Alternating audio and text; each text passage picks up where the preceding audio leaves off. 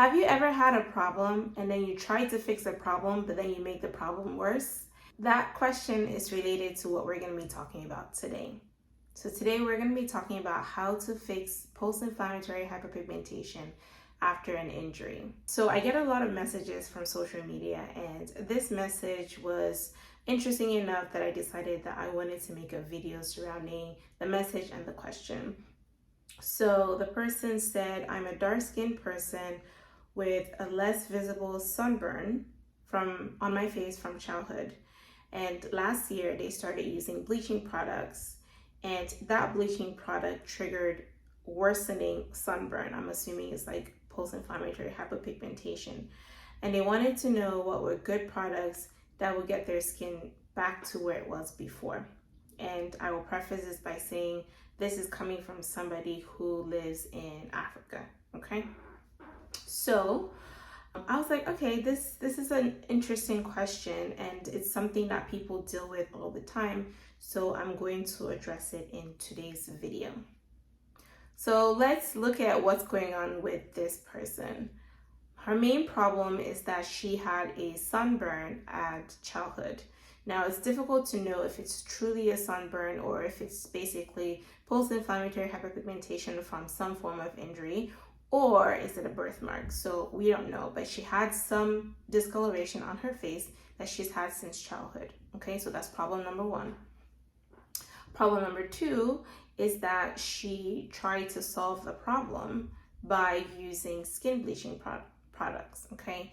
And skin bleaching products are tricky because you don't know what's in the product that's being used, especially if it's not given to you by medical professionals. So you don't know, is it hydroquinone? Some skin bleaching products can contain mercury. Some skin bleaching products can contain steroids. So there's no way to know what is in the skin bleaching product, okay? Third problem is that now this product, and also we don't know how long she used this, so that's another problem.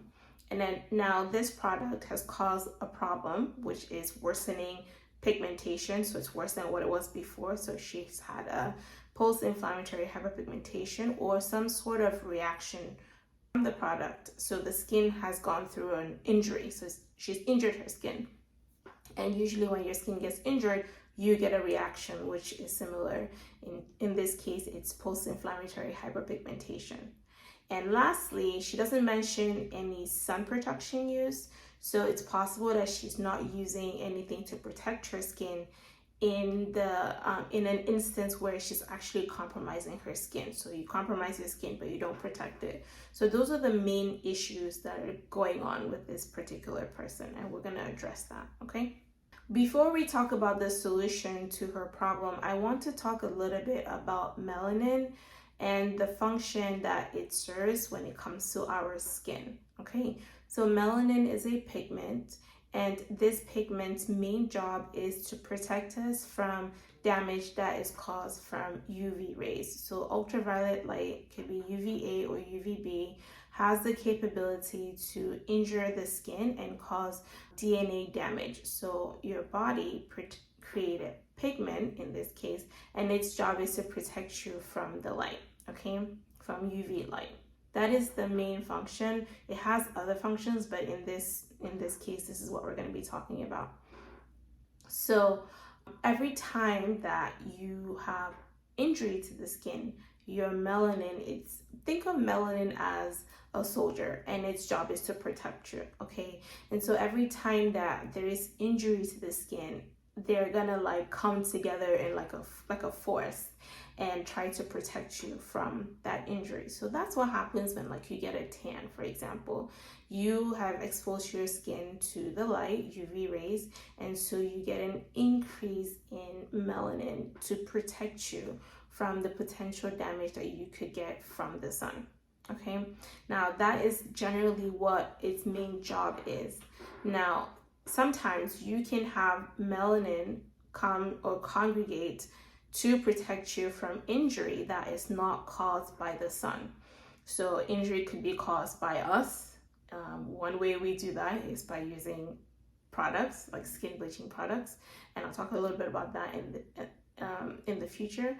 But In this case, this person is using a skin bleaching product. Again, I don't know the details, but if I had to take hydroquinone as one of the main ingredients for skin bleaching, then hydroquinone, generally what it does is that it is a tyrosinase inhibitor, so it's going to suppress the production of melanin. Okay, and so when we use it sparingly, because yes, we're trying to target a particular problem and suppress melanin production for a short period of time so that your body can clear the excess pigment on your skin, which is the hyperpigmentation. Now, if you use it at wrong concentrations or you use it at longer durations of time, it can then have a rebound effect and actually make things worse. So it's possible that that is something that happened in this case. Another way that we have injury to the skin, or another way that we get hyperpigmentation, is when we have injury to the skin. So for example, if you get bitten by mosquitoes, and I'm saying all of this because the person is coming from Africa, but you can get bitten everywhere. Like I got bit today. But if you get bitten by mosquitoes, that is an injury to the skin, okay? And so a lot of times when a mosquito bites you, you get like a lot of itching.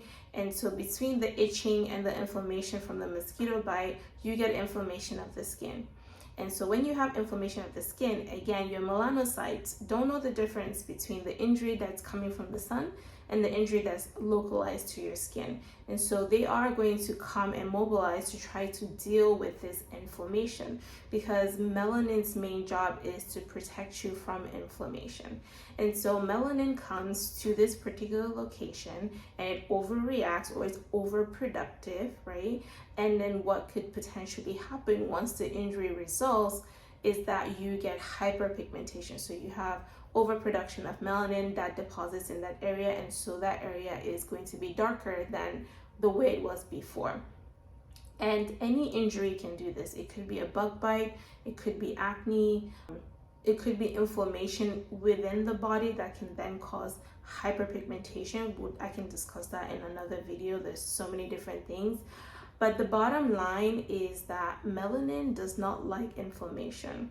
So I have this phrase that I tell my patients: melanin plus inflammation equals hyperpigmentation. And so the key denomination, or the key thing that we need to mitigate, is we need to decrease inflammation in the skin, in the body, to prevent hyperpigmentation, okay?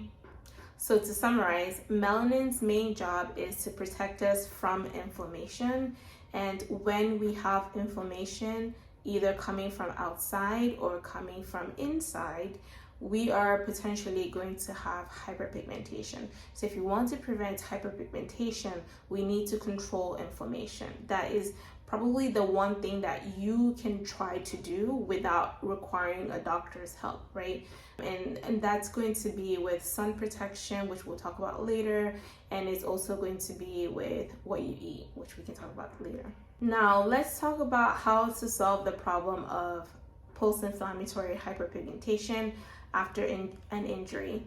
I'm going to preface this by saying that I am a medical doctor, but I am not anybody's medical I'm not anybody's medical doctor, so this is not going to be considered medical advice, and I'm going to keep it as limited as possible, because I think that at the end of the day, it is important to seek professional help when you have something like hyperpigmentation, so that you get better guidance. But what I'm going to be giving you is basically going to be more of a general information that I think everybody can do on their own to deal with hyperpigmentation, and then the rest should be taken care of by someone who's a professional. So the first solution to the problem in this situation is give yourself some grace, okay? People make mistakes all the time. You have a problem and you find a way to solve it with the knowledge that you have, or with knowledge that's given to you by somebody that may not know the answer, and you get a bad outcome. This happens all the time. So first things first, please give yourself some grace. We all make mistakes, but it's really important to not dwell so much on the mistake and to focus more on how we're going to solve the problem. Okay, I just wanted to start with that. And then the second thing that I'm going to suggest after you're giving yourself some grace is that you need to protect your skin from the sun. When you are using products like hydroquinone or skin bleaching products, like I said earlier, one of the main jobs is that it's going to suppress the production of melanin. And melanin's main job is to protect you from the sun. So if you don't have your primary protection against the sun, then you're going to have you're going to have hyperpigmentation, right? So now you have directly giving yourself access, or giving your skin access to you've directly given the sun access to your skin. And so during that time, because you've already, you've told your melanin to kind of chill, right? That's what hydroquinone is going to do. So now you need to make sure that you protect your skin, okay? That is going to be protection on the outside. So you need to wear sunscreen. And you need to avoid the sun between the hours of 10 a.m. to 2 p.m. usually, okay? Another thing that's really important during this time is you need to avoid heat. And this is really difficult, especially in African countries, because they generally are hot. But when you have compromised your skin, you need to avoid heat. And that also goes for heat when you're cooking. So you don't want to directly be above a stove or anything of that nature, saunas, all of that. So think about that. Avoid heat, protect your skin from the sun, wear hats, umbrellas, all of those will be very, very helpful. So that's the second category of ways that you can improve your skin. The third thing I'm going to suggest is stopping the use of the skin bleaching product. Again, you don't know the concentration of ingredients. Well, you don't know what's in the skin bleaching product. You don't know the concentration of the ingredients. And again, I don't know how long you used it, but I'm assuming you used it for a long period of time, and you could have developed a rebound reaction. So for example, for people who use skin bleaching products like hydroquinone, generally we don't use it more than 3 months. If you use it for longer periods of time, you can develop something called ochronosis, and that is basically rebound hyperpigmentation, but it's very, very difficult to get rid of, right? I mean, one of the things that we are very careful about is that we don't get you to that point, because once we get you to that point, it is extremely difficult for us to reverse the action of to reverse that reaction. And so if you're going to use a product that's hydroquinone based, again, you want to be using it under the guidance of a medical professional who can help you basically understand duration and also knows what's in the product that's being given to you, and the ingredients that are in the product need to serve a role. Okay, so bottom line, stop using the product and seek medical help so that you can get a better plan of action. For the people who are watching this who have PIH or post-inflammatory hyperpigmentation due to an injury that's not related to skin bleaching, so it could be a hair removal burn, it could be a chemical peel burn, it could be acne, it could be a bug bite. The same rules apply. You want to protect your skin from inflammation. So you want to, wherever you have an injury, you want to use sunscreen to protect your skin. And you also want to make sure you do everything possible to decrease inflammation in your skin. So for example, if you have a bug bite and it's really bad, you might need to use something like an over-the-counter hydrocortisone cream just to help decrease inflammation in the skin. That's something that you can do for a day. And that way, once you decrease the inflammation, you decrease the chances of your melanin overreacting, and then you having hyperpigmentation. That's an example for a bug bite.